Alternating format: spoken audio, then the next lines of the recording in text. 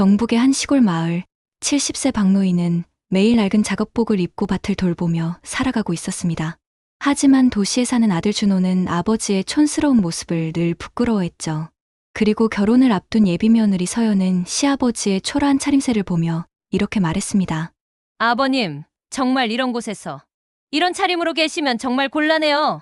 회사 동료들 앞에서 모욕을 당하고 심지어 회식 자리에서는 저런 아버지를 둔 집안이라니 너무 창피해요. 라는 말까지 들어야 했던 박노인. 하지만 그 순간 박노인의 눈빛에는 묘한 결심이 스며들기 시작했습니다. 이제 진짜 모습을 보여줄 때가 온 것 같구나. 과연 박노인이 숨기고 있던 놀라운 진실은 무엇일까요? 그리고 겉모습만 보고 판단했던 서연은 어떤 충격적인 반전을 맞게 될까요? 이 감동 실화가 궁금하시다면 잠시만 시간을 내어 구독, 좋아요 버튼을 눌러주세요. 글을 매일 쓰는 큰 힘이 됩니다. 그럼 이제 한 시골 농부의 숨겨진 이야기 속으로 함께 들어가 보시죠. 경상북도 깊은 산골. 해가 뜨기도 전부터 박노인은 이미 밭으로 향하고 있었습니다. 70살의 나이에도 굽지 않은 허리, 거친 손으로 호미를 쥐고 있는 모습이 참으로 든든해 보였죠. 하지만 그 얼굴에는 깊은 그림자가 드리워져 있었습니다. 낡아빠진 고무신을 신고 기어 입은 작업복 차림의 박노인. 마을 사람들 눈에는 그저 평범한 농부일 뿐이었습니다. 누구 하나 그의 진짜 정체를 알아보는 이는 없었죠. 아니, 정확히 말하면 박노인 스스로가 그렇게 보이기를 원했던 것입니다. 밭에서 일하며 박노인은 자주 하늘을 올려다보곤 했습니다.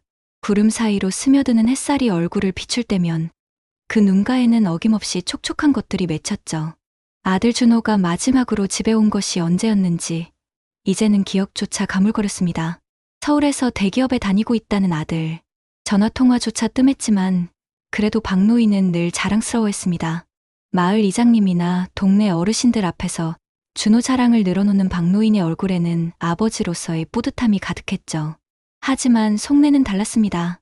준호가 가끔 전화를 걸어올 때면 아들의 목소리에서 어딘지 모를 어색함이 느껴졌거든요. 마치 의무적으로 안부 전화를 하는 것 같은 그런 차가운 느낌이 말입니다. 어느 날 오후 박노인은 밭일을 마치고 집으로 돌아가는 길에 마을 정자에 앉아 쉬고 있었습니다. 그때 휴대폰이 울렸죠. 준호의 전화였습니다. 아버지, 안녕하세요. 준호의 목소리는 여전히 공손했지만 어딘가 어색했습니다. 아, 준호야. 잘 지내냐? 박노인의 목소리는 반가움으로 가득했죠. 네. 잘 지내고 있어요. 그런데 아버지, 말씀드릴 게 있어서 전화드렸어요. 준호의 목소리가 조금 더 진지해졌습니다. 응, 무슨 일이냐? 박노인은 가슴이 두근거렸습니다. 혹시 좋은 소식일까 하는 기대감이 올라왔죠. 결혼하기로 했어요. 상견례 날짜를 잡았는데 아버지께서도 올라오셔야 할 것 같아서요. 준호의 말에 박노인의 얼굴에는 환한 미소가 번졌습니다. 아이고, 그래. 우리 준호가 드디어 장가를 가는구나. 어떤 아가씨냐. 박노인의 목소리는 기쁨으로 떨렸습니다. 좋은 사람이에요. 그런데 아버지, 준호의 목소리가 조금 주저하는 것 같았습니다. 상견례 때 좀 단정하게 입고 와주세요. 그 말에 박노인의 가슴 한편이 서늘해졌습니다. 단정하게 입으라니 무슨 뜻일까요? 하지만 박노인은 태연하게 대답했습니다. 그럼 당연하지. 우리 며느리 될 사람 앞에서 창피 주겠냐. 걱정 말거라. 전화를 끊고 난 후 박노인은 한참 동안 정자에 앉아 있었습니다. 준호의 말투에서 느껴지는 어떤 불편함, 혹시 자신을 부끄러워하는 건 아닐까 하는 생각이 스멀스멀 올라왔죠. 집으로 돌아온 박노인은 낡은 옷장을 열어보았습니다. 몇 벌 안 되는 옷들이 초라하게 걸려 있었죠. 가장 나은 옷이라고는 몇 년 전에 산 검정색 정장 한 벌뿐이었습니다. 거울 앞에 서서 그 정장을 입어본 박노인. 옷은 조금 낡았지만 그럭저럭 볼만했습니다. 하지만 신발이 문제였죠. 가진 구두라고는 10년도 넘은 낡은 것 하나뿐이었으니까요. 박노인은 깊은 한숨을 내쉬었습니다. 아들이 왜 단정하게 입으라고 했는지 이제야 그 뜻을 알 것 같았거든요. 혹시 자신의 모습이 아들에게 부담이 되는 건 아닐까. 그런 생각이 가슴을 무겁게 눌렀습니다. 그날 밤, 박노인은 잠을 이루지 못했습니다. 창문 밖으로 들려오는 귀뚜라미 소리만이 적막한 밤을 깨우고 있었죠. 마음 한구석에서는 기쁨이 다른 한 구석에서는 걱정이 엇갈리고 있었습니다. 아들의 결혼은 기뻤지만 동시에 두려웠습니다. 과연 자신이 그 자리에 어울릴까?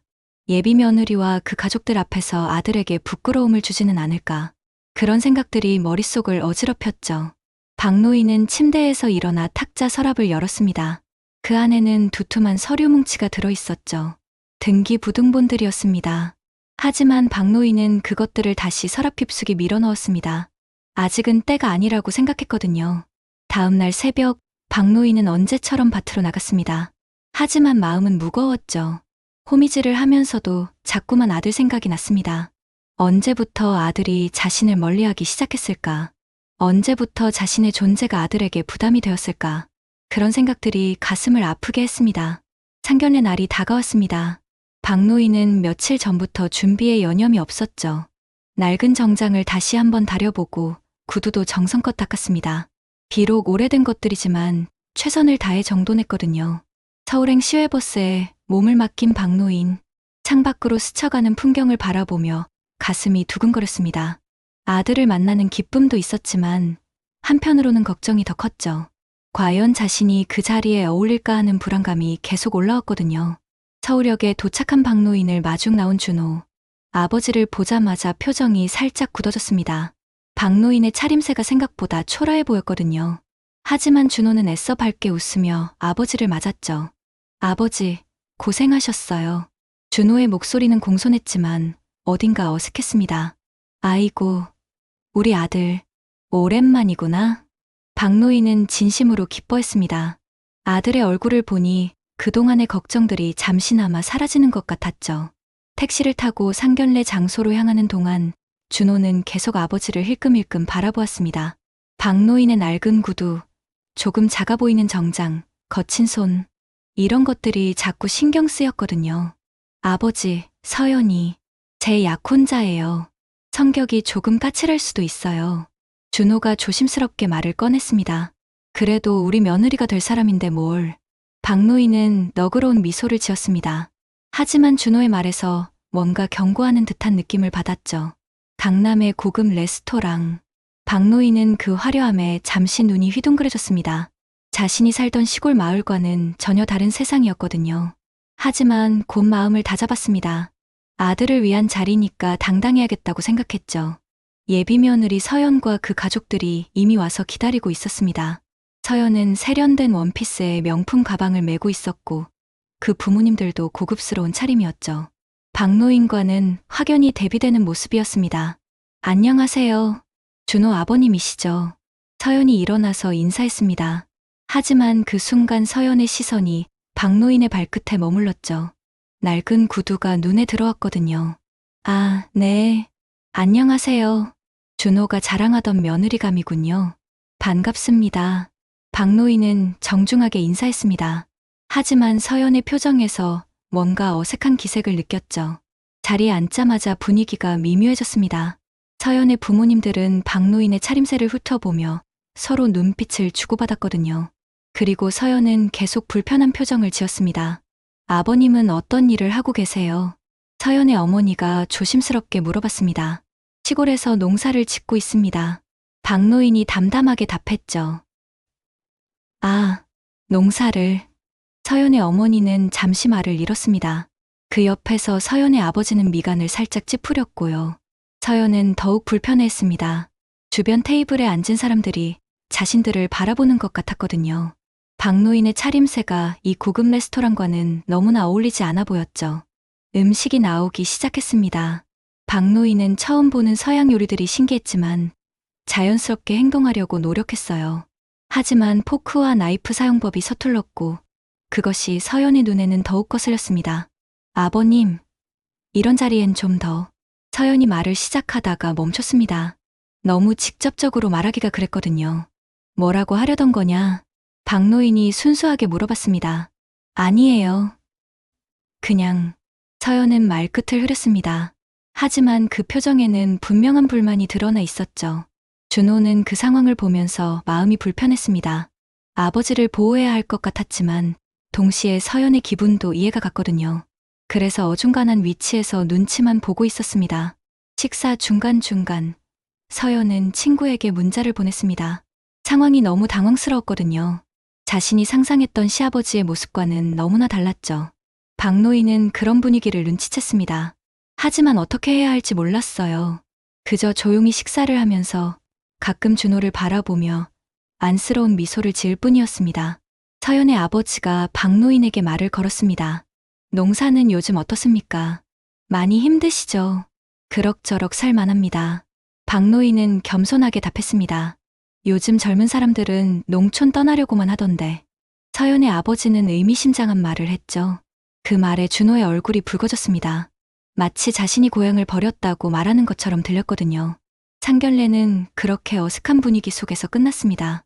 헤어질 때 서연은 겨우 인사만 하고 급히 자리를 떴고 박노인은 그런 서연의 모습을 지켜보며 마음이 무거워졌습니다. 준호와 함께 나오면서 박노인은 조용히 말했습니다. 준호야, 내가 너에게 부담이 되는 게 아니냐? 아니에요, 아버지. 그런 거 아니에요. 준호는 대답했지만 그 목소리에는 확신이 없었습니다. 그날 밤 시골집으로 돌아온 박노인은 잠을 이루지 못했습니다. 서연의 차가운 시선, 어색했던 분위기, 그리고 아들의 곤란해하던 표정들이 자꾸만 떠올랐거든요.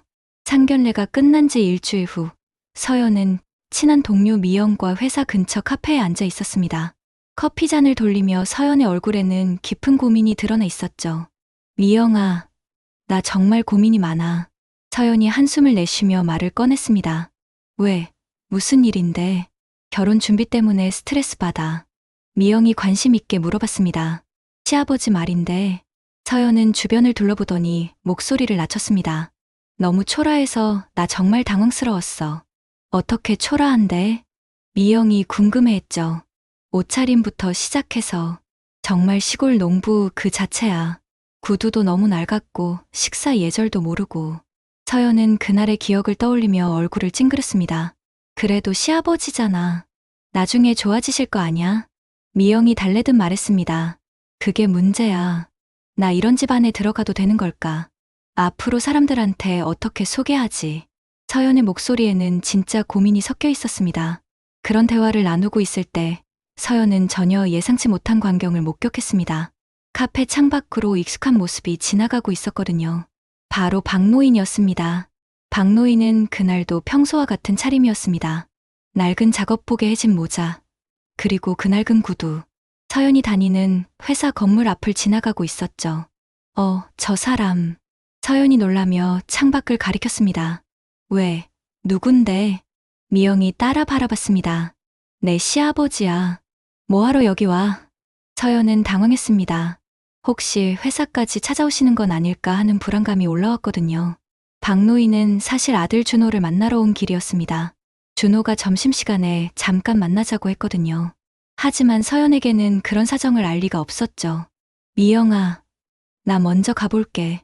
서연은 급히 자리를 뜨려고 했습니다. 혹시 동료들에게 들킬까봐 걱정됐거든요. 하지만 이미 늦었습니다. 박노인이 회사 로비로 들어가고 있었고 마침 서연의 동료 몇 명이 점심 먹으러 나오다가 그 모습을 봤거든요. 서연아, 저분 너 찾아왔나 봐. 동료 하나가 말했습니다. 서연은 얼굴이 화끈거렸습니다. 어떻게 해야 할지 모르겠더라고요. 그냥 모른 척할 수도 없고 그렇다고 인정하기도 창피했습니다. 로비에 들어선 박노인은 안내 데스크에서 준호를 찾고 있었습니다. 하지만 그 모습이 고급스러운 회사 로비와는 너무 대조적이었죠. 지나가는 직원들이 하나둘 시선을 돌려 박노인을 바라보기 시작했습니다. 서연은 어쩔 수 없이 박노인에게 다가갔습니다. 동료들 앞에서 모른 척할 수는 없었거든요. 아버님, 여기 왜 오셨어요? 서연의 목소리는 차가웠습니다. 아, 서연아. 준호를 만나러 왔는데. 박노인은 반갑게 인사했습니다. 하지만 서연의 표정이 좋지 않다는 것을 느꼈죠. 준호는 지금 회의 중일 거예요. 서연은 주변을 의식하며 말했습니다. 동료들이 자신들을 바라보고 있다는 것을 알고 있었거든요. 그럼 기다리면 되겠구나. 박노인은 로비 의자에 앉으려고 했습니다. 아버님, 제발. 서연은 목소리를 더 낮췄습니다. 이런 모습으로 여기 계시면 안 돼요. 창피해요. 그 말에 박노인의 표정이 순간 굳어졌습니다. 창피하다니. 아들의 약혼자가 자신을 창피하다고 말하다니. 가슴 한편이 서늘해졌죠. 미안하다. 그럼 밖에서 기다리마. 박노인은 조용히 말하고 로비를 나갔습니다. 서연은 안도의 한숨을 내쉬었지만 동시에 마음 한편이 불편했습니다. 너무 심했나 싶기도 했거든요. 하지만 동료들 앞에서 체면이 서지 않았던 것도 사실이었습니다. 동료들은 수군거리기 시작했습니다. 저분이 서연이의 시아버지래. 참 소박하시네. 시골분 같아 보여. 그런 말들이 서연의 귀에 그대로 들렸습니다. 얼굴이 더욱 화끈거렸죠. 앞으로 이런 일이 자주 생기면 어떻게 하나 하는 걱정이 올라왔습니다. 박노인은 회사 건물 앞 벤치에 앉아 준호를 기다렸습니다. 지나가는 사람들의 시선이 느껴졌지만 이제는 익숙해져 버렸죠. 서연의 차가운 말이 계속 귓가에 맴돌았습니다. 1시간 후 점심시간이 되어 준호가 나왔습니다. 아버지가 건물 앞 벤치에 앉아 있는 것을 보고 깜짝 놀랐죠. 아버지, 왜 여기 앉아 계세요? 준호가 다가와서 물어봤습니다. 서연이가 로비에서 기다리지 말라고 하더구나. 박노인은 담담하게 말했습니다. 준호의 얼굴이 붉어졌습니다. 서연이 무슨 말을 했는지 대충 짐작이 갔거든요. 미안한 마음이 올라왔지만 한편으로는 서연의 입장도 이해가 갔습니다. 아버지, 서연이도 회사에서 입장이 있으셔서. 준호가 변명하듯 말했습니다. 그래, 이해한다. 박노인은 쓸쓸한 미소를 지었습니다. 하지만 그 마음속에는 깊은 상처가 새겨지고 있었죠. 점심을 함께 먹으며 준호는 아버지에게 조심스럽게 말했습니다. 아버지, 앞으로는 미리 연락하고 오세요. 갑자기 오시면 서연이가 당황해할 수 있어요. 알겠다. 박노인은 고개를 끄덕였습니다. 하지만 속으로는 많은 생각이 들었죠. 언제부터 자신의 존재가 아들과 며느리에게 부담이 되었을까? 그날 저녁 시골집으로 돌아온 박노인은 오랫동안 마당에 앉아 있었습니다. 별이 가득한 하늘을 바라보며 깊은 생각에 잠겼죠. 서연의 차가운 말, 준호의 어정쩡한 태도, 그리고 사람들의 시선들이 모두 가슴 아팠습니다. 하지만 박노인의 눈빛에는 단순한 슬픔만 있는 것이 아니었습니다. 뭔가 결심하는 듯한 묘한 빛이 깃들어 있었거든요. 마치 계획을 세우고 있는 것 같은 모습이었죠. 그 사건 이후 서연의 회사에서는 소문이 돌기 시작했습니다. 점심시간마다 직원들 사이에서 수군거리는 소리가 들려왔거든요. 서연 씨 시아버지 진짜 소박하시더라. 어제 로비에서 봤는데 완전 시골분 스타일이야. 동료 하나가 작은 목소리로 말했습니다. 그러게, 서연 씨랑 너무 안 어울려. 준호 씨는 그렇게 잘생기고 능력 있는데. 다른 동료가 맞장구를 쳤죠. 그런 대화들이 서연의 귀에 들릴 때마다 가슴이 답답해졌습니다. 사람들이 자신을 어떻게 생각할까 걱정이 됐거든요. 서연은 점점 예민해졌습니다. 동료들과 대화할 때도 혹시 시아버지 이야기가 나올까봐 불안했고, 회사 로비를 지날 때마다 박노인이 다시 나타나지는 않을까 두려워했죠. 며칠 후, 박노인은 또다시 서울에 올라왔습니다. 이번에는 준호와 약속이 있었거든요. 하지만 여전히 같은 차림이었습니다. 낡은 작업복에 해진 구두, 그리고 오래된 모자. 서연의 회사 근처 지하철역에서 준호를 기다리고 있던 박노인. 마침 퇴근 시간이어서 서연의 동료들이 하나둘 지나가고 있었습니다. 저분 또 오셨네. 지난번에 로비에서 본 그분 맞지? 한 직원이 다른 직원에게 속삭였습니다. 그러게, 서연 씨 시아버지시래. 참 자주 오시네. 옆에 있던 직원이 대답했습니다. 저 차림으로 이 동네에 오시면 좀 그렇지 않나. 여기가 어딘데? 또 다른 직원이 고개를 저었습니다. 박노인은 그런 시선들을 느꼈습니다. 사람들이 자신을 신기한 동물 보듯 바라보는 것 같았거든요. 하지만 표정은 태연했습니다. 이미 익숙해져 버렸으니까요. 그때 서연이 회사에서 나오다가 박노인을 발견했습니다. 또 왔구나 싶어 한숨이 나왔죠. 더군다나 주변에 동료들이 있었습니다. 아버님, 여기서 뭐 하세요? 서연이 다가가서 말했습니다. 목소리에는 짜증이 섞여 있었죠. 준호랑 만나기로 했는데 아직 안 왔구나. 박노인은 시계를 보며 말했습니다. 준호는 회의가 길어져서 늦을 거예요. 서연의 목소리는 차가웠습니다. 주변 동료들이 자신들을 보고 있다는 것을 의식하고 있었거든요. 그럼 좀 더 기다려야겠네. 박노인은 벤치에 다시 앉으려고 했습니다. 아버님, 정말? 서연은 참을 수 없다는 듯이 말했습니다. 이런 곳에서 이런 차림으로 계시면 정말 곤란해요. 그 말에 박노인의 눈빛이 변했습니다. 이런 차림이라니. 자신의 평범한 옷차림이 그렇게 창피한 것일까요? 미안하다. 박노인은 조용히 일어섰습니다. 그리고 다른 곳에서 기다리마. 서연은 안도했지만 동시에 죄책감도 느꼈습니다. 너무 심했나 싶었거든요. 하지만 동료들 앞에서는 어쩔 수 없었습니다. 박노인이 자리를 떠나자 동료들이 서연 주변으로 몰려들었습니다.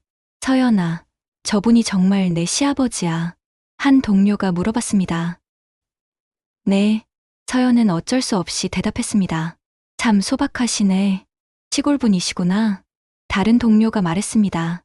준호 씨랑 너무 다르네. 준호 씨는 그렇게 세련되고 능력 있는데. 또 다른 동료가 혀를 찼습니다. 그런 말들이 서연에게는 모두 상처가 되었습니다. 사람들이 자신의 결혼을 어떻게 생각하는지 알 것 같았거든요. 그날 밤 서연은 친구 미영에게 전화를 걸었습니다. 하루 종일 쌓인 스트레스를 풀고 싶었거든요.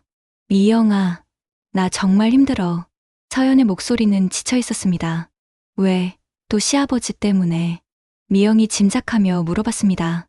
오늘도 회사 앞에 오셨는데 동료들이 다 봤어. 정말 창피해 죽는 줄 알았다니까. 서연은 한숨을 내쉬었습니다. 그래도 가족이 될 분인데 어떡해. 미영이 달래듯 말했습니다. 그게 문제야. 앞으로 결혼하면 이런 일이 더 많아질 텐데. 나 정말 견딜 수 있을까? 서연의 목소리에는 진짜 고민이 섞여 있었습니다. 한편 준호는 아버지를 만나고 돌아가는 길이었습니다. 아버지의 표정이 평소보다 더 침울해 보였거든요. 아버지, 괜찮으세요? 준호가 걱정스럽게 물어봤습니다. 괜찮다. 박노인은 짧게 답했습니다. 하지만 그 표정에는 깊은 상처가 드러나 있었죠. 서연이가 혹시 뭔가 말했나요? 준호가 조심스럽게 물어봤습니다. 아니다. 별말 없었다. 박노인은 거짓말을 했습니다. 아들에게까지 부담을 주고 싶지 않았거든요. 하지만 준호는 알고 있었습니다. 서연이 아버지에게 차가운 태도를 보인다는 것을. 그래서 더욱 마음이 무거웠죠. 아버지, 서연이도 시간이 지나면 좋아질 거예요. 준호가 위로하듯 말했습니다. 그래, 그럴 거야. 박노인은 고개를 끄덕였습니다.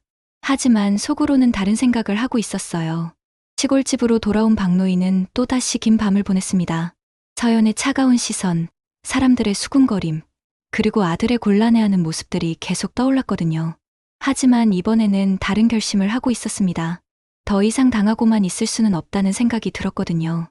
서연이 정말 어떤 사람인지, 그리고 자신의 아들과 어울리는 사람인지 확실히 알아봐야겠다고 마음먹었습니다.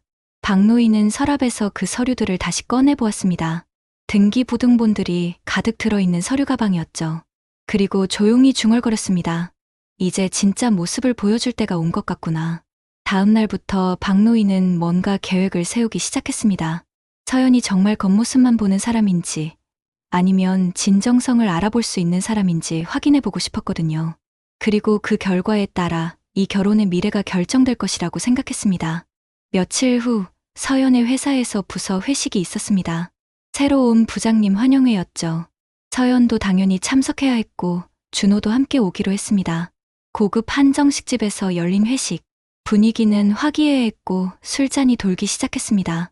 서연은 평소보다 많이 마셨죠. 최근 스트레스가 많았거든요. 준호는 서연의 동료들과 인사를 나누며 좋은 인상을 주려고 노력했습니다. 실제로 동료들은 준호를 보며 감탄했죠. 잘생기고 능력 있어 보였거든요. 그런데 그때였습니다. 박노인이 갑자기 나타났거든요. 준호와 약속이 있다고 연락을 받고 찾아온 것이었습니다. 하지만 장소를 잘못 알고 온 거였죠. 아버지. 준호가 깜짝 놀라며 일어섰습니다. 아, 준호야. 여기 있었구나. 약속 장소를 잘못 알고 왔나 보다. 박노인은 여전히 평소와 같은 차림이었습니다. 회식 자리가 순간 조용해졌습니다. 모든 시선이 박노인에게 집중됐거든요. 고급 한정식집의 분위기와는 너무나 대조적인 모습이었습니다. 서연의 얼굴이 창백해졌습니다. 술이 깨는 것 같았어요. 동료들 앞에서 이런 일이 생기다니 정말 최악의 상황이었죠. 아버님, 여기 어떻게? 서연이 떨리는 목소리로 말했습니다. 아, 서연아. 미안하다. 준호랑 약속이 있어서 왔는데 장소를 잘못 알고 온 모양이구나. 박노인은 미안해하며 말했습니다. 부장님이 상황을 파악하고 말했습니다. 아, 준호 씨 아버님이시군요. 자리 하나 더 만들어 드릴까요? 아니에요. 박노인은 손을 저었습니다. 실수로 온 거라서 그냥 가려고요. 하지만 부장님은 한국의 정서상 그냥 보낼 수 없다고 생각했습니다. 어르신인데 어떻게 그냥 가시라고 하겠어요. 자리에 앉으세요. 박노인은 어쩔 수 없이 자리에 앉았습니다. 서연은 속으로 절망했죠. 이런 상황이 계속될 줄은 몰랐거든요. 술이 계속 돌았고 분위기는 점점 무르익어갔습니다. 하지만 서연은 편할 수 없었어요. 박노인의 존재가 계속 신경 쓰였거든요. 박노인은 조용히 앉아서 음식만 드시고 있었습니다. 대화에 끼어들지도 않고 그저 눈치만 보고 계셨죠. 하지만 그 존재 자체가 서연에게는 부담이었습니다. 시간이 지나면서 서연은 더 많이 마셨습니다. 스트레스가 폭발하는 것 같았거든요. 평소에 술을 잘 못 마시는 서연이었는데 그날은 달랐습니다. 준호는 서연을 걱정했지만 아버지도 신경 써야 했고 회사 사람들과도 인사해야 했습니다. 이러지도 저러지도 못하는 상황이었죠. 부장님이 박노인에게 말을 걸었습니다. 어르신, 뭐 하고 계세요? 시골에서 농사를 짓고 있습니다. 박노인은 겸손하게 답했습니다. 아, 농사를. 요즘 농사도 힘드시죠? 부장님은 예의상 묻고 있었지만 표정에는 약간의 당황스러움이 있었습니다. 그런 대화를 들으면서 서연의 동료들은 서로 눈빛을 주고받았습니다. 역시 시골분이시구나 하는 생각들이었죠. 술이 더 돌자 분위기가 좀 더 자유로워졌습니다. 그리고 누군가가 서연에게 말을 걸었어요. 서연아, 시아버지 되실 분이 참 소박하시네. 한 동료가 웃으며 말했습니다. 그 말에 서연의 얼굴이 빨개졌습니다. 술 때문인지 부끄러움 때문인지 알 수 없었죠. 저희 준호 아버지는 정말 검소하세요. 서연이 어색하게 웃으며 답했습니다. 검소한 게 좋긴 하지만 또 다른 동료가 말끝을 흐렸습니다. 그때 서연이 갑자기 폭발했습니다. 술이 많이 취한 상태였거든요. 솔직히 말하면요. 서연의 목소리가 높아졌습니다. 준호가 깜짝 놀라며 서연을 말렸습니다. 서연아, 진정해. 하지만 서연은 멈추지 않았습니다. 나 이 결혼 다시 생각해봐야겠어요. 회식 자리가 순간 얼어붙었습니다. 모든 사람들이 서연을 바라봤죠. 이런 상황을 견딜 자신이 없어요. 서연은 계속 말을 이었습니다. 앞으로 결혼해서 계속 이런 일들이 생기면 서연아, 준호가 다급하게 말렸지만 소용없었습니다. 저런 아버지를 둔 집안이라니. 서연이 중얼거렸습니다. 너무 창피해요. 그 순간 회식 자리는 완전히 조용해졌습니다. 박노인의 얼굴이 창백해졌고 준호는 당황해서 어쩔 줄 몰라 했죠. 박노인은 조용히 일어섰습니다. 미안합니다. 제가 자리를 망친 것 같네요. 아니에요, 어르신. 부장님이 말렸지만 박노인은 이미 마음을 정했습니다. 준호야, 나는 먼저 가마. 박노인의 목소리는 차분했지만 그 속에는 깊은 상처가 담겨 있었습니다. 아버지, 준호가 따라 나서려 했지만 박노인은 손을 저었습니다. 너는 여기 있거라. 회사 사람들한테 예의를 지켜야지. 박노인이 나간 후 회식 자리는 어색해졌습니다. 서연은 계속 술을 마시며 중얼거렸고 준호는 어떻게 해야 할지 몰라 했죠. 동료들은 수군거리기 시작했습니다. 서연이가 저렇게 말해도 되나? 어르신이 너무 불쌍해. 그런 속삭임들이 여기저기서 들려왔습니다. 서연은 더 많이 마셨습니다. 현실을 잊고 싶었거든요. 하지만 술이 깰수록 자신이 한 말들이 더욱 선명하게 기억났습니다. 준호는 서연을 집에 데려다 주며 말했습니다. 서연아, 오늘 너무 심했어. 나도 알아. 서연은 울먹이며 답했습니다. 하지만 정말 견딜 수 없어. 그런 서연을 보며 준호도 마음이 복잡했습니다. 아버지도 불쌍했지만 서연의 마음도 이해가 갔거든요.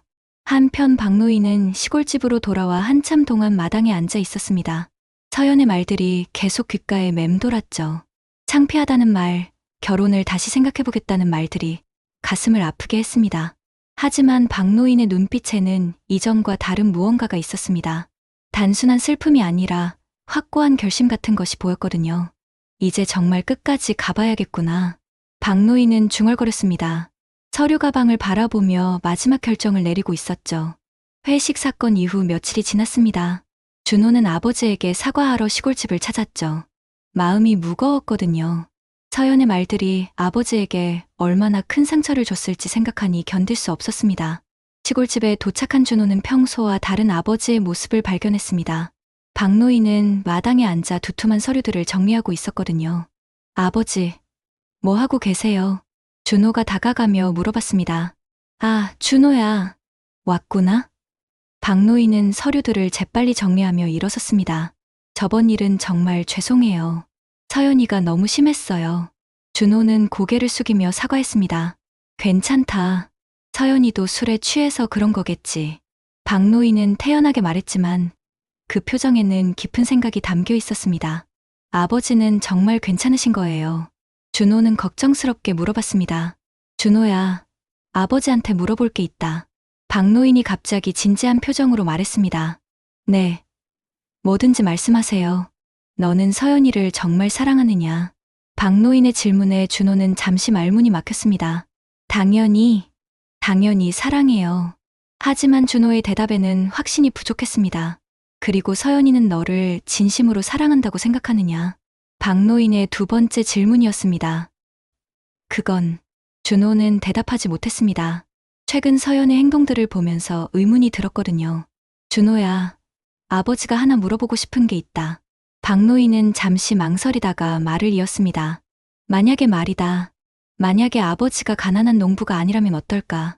무슨 말씀이세요? 준호는 이해하지 못했습니다. 박노인은 서랍으로 가서 두툼한 서류 가방을 꺼내왔습니다. 그리고 조용히 말했습니다.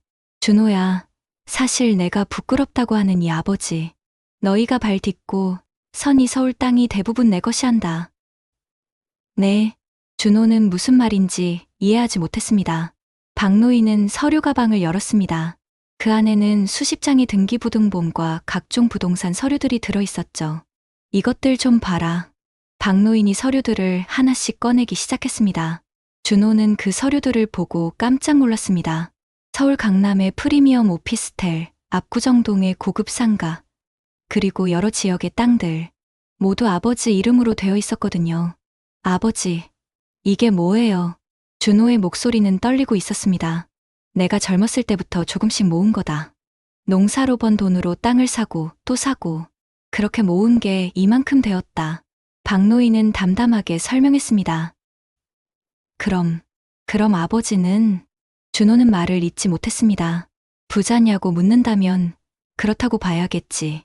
하지만 나는 여전히 농사를 짓고 싶고 검소하게 살고 싶다. 박노인의 말에 준호는 충격을 받았습니다. 왜 이런 말씀을 안 해주셨어요? 준호가 떨리는 목소리로 물어봤습니다.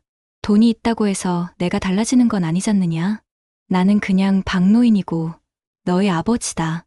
박노인은 조용히 말했습니다. 하지만 서연이한테 말씀해 주시면. 준호가 말하다가 멈췄습니다. 그래, 그것 때문에 너한테 이 얘기를 하는 거다. 박노인의 표정이 진지해졌습니다. 무슨 뜻이세요? 준호는 이해하지 못했습니다. 나는 서연이가 어떤 사람인지 알고 싶었다. 그래서 일부러 가난한 농부처럼 행동한 거야.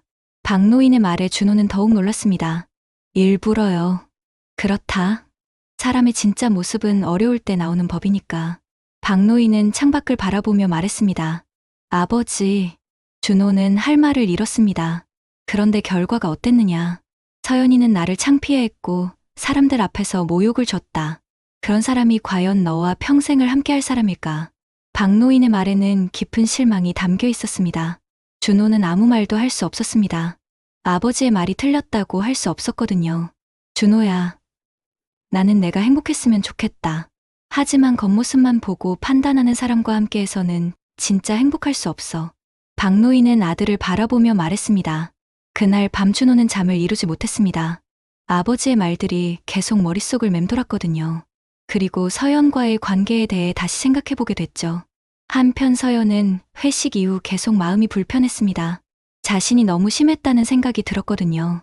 하지만 동시에 앞으로도 이런 일들이 계속 생길까봐 걱정됐습니다. 며칠 후 준호는 서연을 만났습니다. 아버지의 진실을 말해야 할지 고민했지만 아직은 때가 아니라고 생각했어요. 준호야, 저번 일 미안해. 서연이 먼저 사과했습니다. 괜찮아. 하지만 앞으로는 그러면 안 돼. 준호의 목소리는 평소보다 진지했습니다. 알아. 정말 반성하고 있어. 서연은 고개를 끄덕였습니다. 하지만 준호는 서연의 사과가 진심인지 의심스러웠습니다. 아버지의 말이 계속 귓가에 맴돌았거든요. 그날 이후 박노인은 더욱 신중하게 행동했습니다. 서연이 정말 변할 수 있는 사람인지 아니면 계속 겉모습만 중요하게 생각하는 사람인지 확인해보고 싶었거든요. 박노인은 서류 가방을 다시 정리하며 생각했습니다. 이제 마지막 기회를 줘보자. 그래서 서연이 어떤 선택을 하는지 봐야겠다고 마음먹었죠. 며칠 후 박노인은 준호에게 전화를 걸었습니다. 준호야, 서연이 부모님도 만나보고 싶다. 정식으로 인사드리고 싶어서 그러는데 자리 하나 만들어줄 수 있겠느냐? 네, 물론이죠. 준호는 대답했지만 마음 한편으로는 걱정이 됐습니다. 박노인은 이번이 마지막 기회라고 생각했습니다. 서연과 그 가족들 앞에서 진실을 밝히고 그들의 반응을 보겠다는 것이었죠. 그리고 그 결과에 따라 이 결혼의 운명이 결정될 것이라고 생각했습니다. 드디어 양가 상견례 날이 왔습니다. 이번에는 서연의 부모님까지 참석하는 정식 만남이었죠. 장소는 서연의 어머니가 선택한 강남의 고급 호텔 레스토랑이었습니다. 박노인은 여전히 같은 차림으로 나타났습니다. 낡은 정장에 오래된 구두, 그리고 두툼한 서류 가방을 들고 있었죠. 서연은 그 모습을 보자마자 얼굴이 굳어졌습니다. 서연의 부모님은 박노인을 보며 당황했습니다. 딸에게서 들은 얘기는 있었지만 실제로 보니 더욱 충격이었거든요. 안녕하십니다. 박노인이 정중하게 인사했습니다. 아, 네. 안녕하세요. 서연의 아버지가 어색하게 답했습니다. 자리에 앉자마자 분위기가 어색해졌습니다. 서연의 어머니는 계속 박노인을 힐끔힐끔 바라보며 불편해했고 서연은 고개를 들지 못했죠. 농사일은 어떠신가요? 서연의 아버지가 어색하게 화제를 꺼냈습니다. 그럭저럭 살만합니다. 박노인은 담담하게 답했습니다. 요즘 농촌도 많이 어렵다고 들었는데 서연의 어머니가 말을 이었습니다. 그 목소리에는 동정 섞인 시선이 담겨 있었죠. 그런 대화를 듣고 있던 서연은 점점 더 불편해졌습니다. 주변 테이블에 시선들이 느껴졌거든요. 모든 사람들이 자신들을 바라보는 것 같았습니다. 준호는 그런 분위기를 감지하고 화제를 돌리려고 했습니다. 아버지, 오늘 좋은 말씀 많이 해주세요. 그때 박노인이 조용히 말했습니다. 그 전에 할 말이 있습니다. 모든 사람들의 시선이 박노인에게 집중됐습니다. 사실 저는 여러분들을 속였습니다. 박노인의 첫마디에 모든 사람들이 놀랐죠. 무슨 말씀이세요? 서연의 어머니가 당황하며 물어봤습니다. 저는 일부러 가난한 농부인 척 행동했습니다. 박노인은 차분하게 말을 이었습니다. 왜 그런 짓을? 서연이 떨리는 목소리로 물어봤습니다. 서연 씨가 어떤 마음을 가진 사람인지 알고 싶었거든요. 박노인의 말에 서연의 얼굴이 창백해졌습니다. 박노인은 서류 가방을 열었습니다. 그리고 두툼한 서류 뭉치를 테이블 위에 올려놓았죠. 이것들을 보십시오. 박노인이 등기부등본들을 하나씩 펼쳐 보였습니다. 서연의 아버지가 그 서류들을 보더니 눈이 휘둥그레졌습니다. 강남의 프리미엄 빌딩, 압구정동의 상가 건물, 여의도의 오피스텔, 모두 엄청난 가치의 부동산들이었거든요. 이게 뭡니까? 서연의 어머니가 떨리는 목소리로 물어봤습니다. 제 재산 목록입니다. 박노인은 담담하게 답했습니다. 농사로 번 돈으로 조금씩 모은 것들이죠. 서연은 그 서류들을 보며 말을 잃었습니다. 자신이 그토록 무시했던 시아버지가 이런 거대한 부를 가지고 있다니 믿을 수 없었거든요. 어르신이 이 모든 것의 주인이라는 말씀입니까? 서연의 아버지가 놀라며 물어봤습니다. 그렇습니다. 하지만 저는 여전히 농사를 짓고 싶고 검소하게 살고 싶습니다. 박노인의 대답에 모든 사람들이 충격을 받았죠. 서연은 손이 떨렸습니다. 자신이 얼마나 큰 실수를 했는지 깨닫기 시작했거든요. 그런데 왜 이런 시험을? 서연이 간신히 말을 꺼냈습니다. 박노인은 서연을 똑바로 바라보며 말했습니다. 사람의 진짜 가치는 겉모습이 아니라 마음에 있기 때문입니다. 서연의 눈에 눈물이 맺혔습니다. 자신이 얼마나 어리석었는지 깨달았거든요. 저는 정말 어리석었습니다. 서연이 고개를 숙이며 말했습니다. 네, 어리석었습니다. 박노인은 단호하게 말했습니다. 겉모습만 보고 사람을 판단하는 것은 어리석은 일이죠. 아버님, 정말 죄송합니다. 서연은 진심으로 사과했습니다. 하지만 박노인의 표정은 여전히 차가웠습니다. 사과만으로는 부족하다는 뜻이었죠. 서연 씨, 제가 묻고 싶은 게 있습니다. 박노인이 말했습니다. 만약 제가 정말 가난한 농부였다면 어떻게 하셨을까요? 그건 서연은 대답할 수 없었습니다. 아마 이 결혼을 반대하셨겠죠. 준호를 정말 사랑한다면 제가 누구든 상관없어야 하는데 말입니다. 박노인의 말에 서연은 고개를 들 수 없었습니다. 서연의 부모님들도 할 말을 잃었습니다. 자신들도 박노인을 무시했던 것이 사실이었거든요. 어르신, 저희가 정말 잘못했습니다. 서연의 어머니가 깊이 고개를 숙였습니다. 하지만 박노인은 쉽게 용서하지 않았습니다. 이미 너무 많은 상처를 받았거든요. 준호야. 박노인이 아들을 바라봤습니다. 너는 어떻게 생각하느냐? 준호는 고민에 빠졌습니다. 아버지의 말이 틀리지 않았지만 서연을 사랑하는 마음도 있었거든요. 아버지, 서연이도 반성하고 있어요. 기회를 주시면. 준호가 조심스럽게 말했습니다. 기회라. 박노인은 깊은 한숨을 내쉬었습니다. 이미 충분한 기회를 줬다고 생각합니다. 서연은 절망했습니다.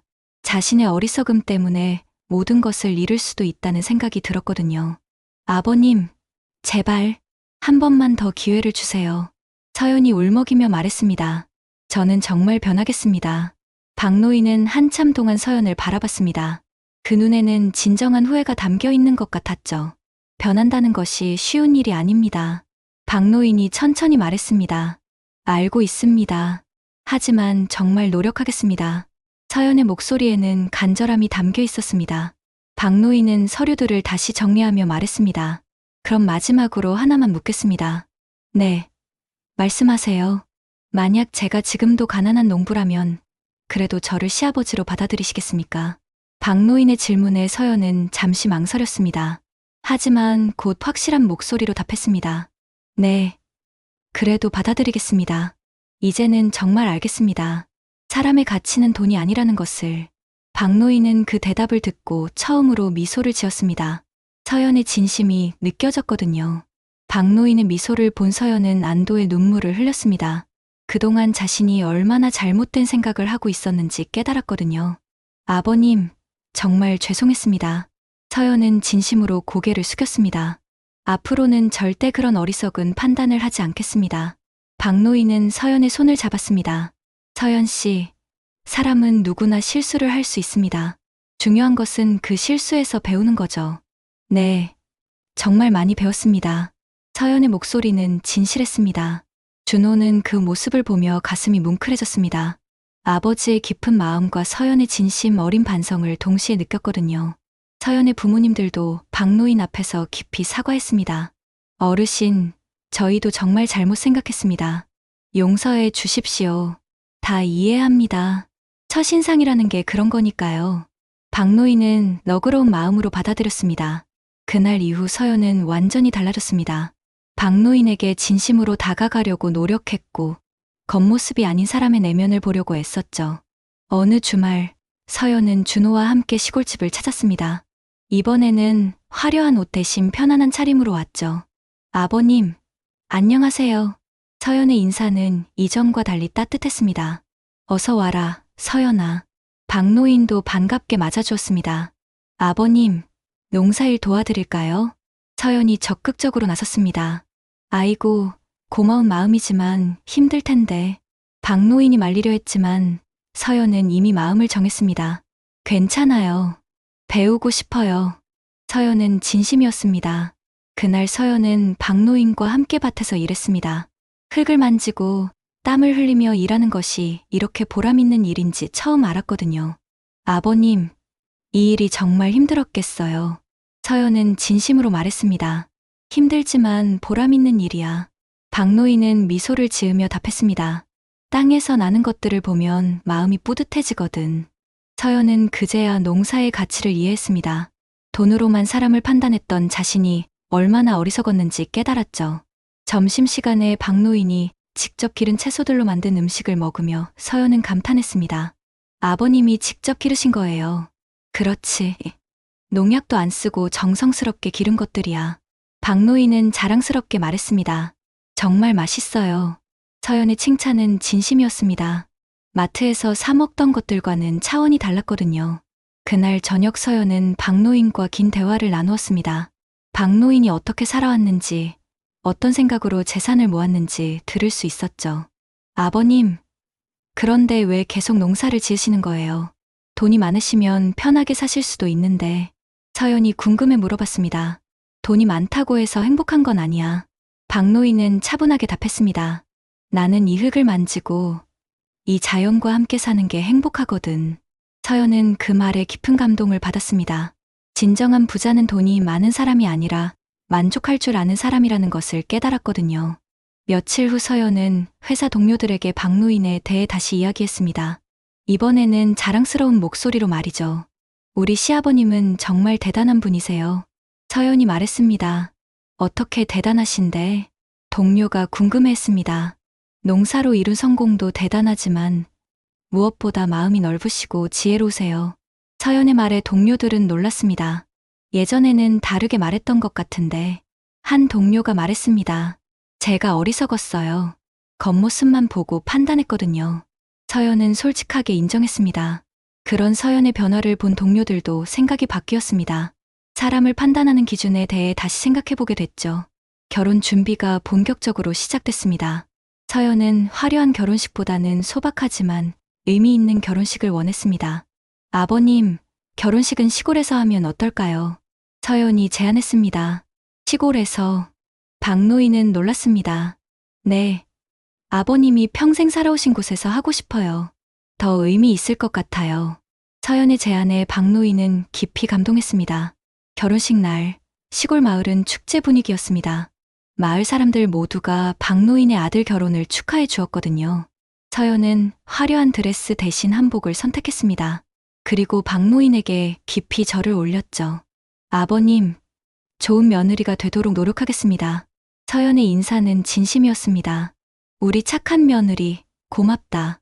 박노인도 감동의 눈물을 흘렸습니다. 결혼 후에도 서연은 자주 시골집을 찾았습니다. 박노인과 함께 농사를 짓고 자연과 더불어 사는 법을 배웠죠. 어느 날 서연은 친구 미영에게 말했습니다. 미영아, 나 정말 행복해. 그래 보여.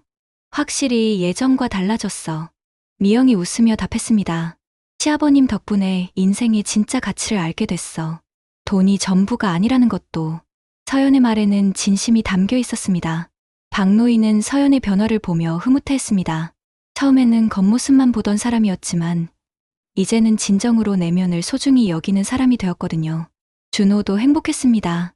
아버지와 아내가 진심으로 서로를 이해하게 된 것을 보니 마음이 편했거든요. 그렇게 박노인의 가족은 진정한 화합을 이루었습니다. 겉모습이 아닌 진심으로 서로를 바라보게 된 거죠. 몇 년 후 서연과 준호 사이에 아이가 태어났습니다. 박노인은 할아버지가 되어 더욱 행복했죠. 할아버지, 고마워요. 서연이 아이를 안고 박노인에게 말했습니다. 할아버지 덕분에 저는 정말 중요한 것이 무엇인지 배웠어요. 박노인은 손자를 안으며 생각했습니다. 사람의 진짜 가치는 가진 것이 아니라 베푸는 마음에 있다는 것을. 그리고 그 교훈을 서연이 제대로 배워준 것이 가장 큰 보람이었죠. 그날 저녁 노을이 지는 하늘을 바라보며 박노인은 조용히 미소 지었습니다. 겸손한 마음으로 살아온 인생이 이렇게 아름다운 결실을 맺었으니 더 바랄 것이 없었습니다.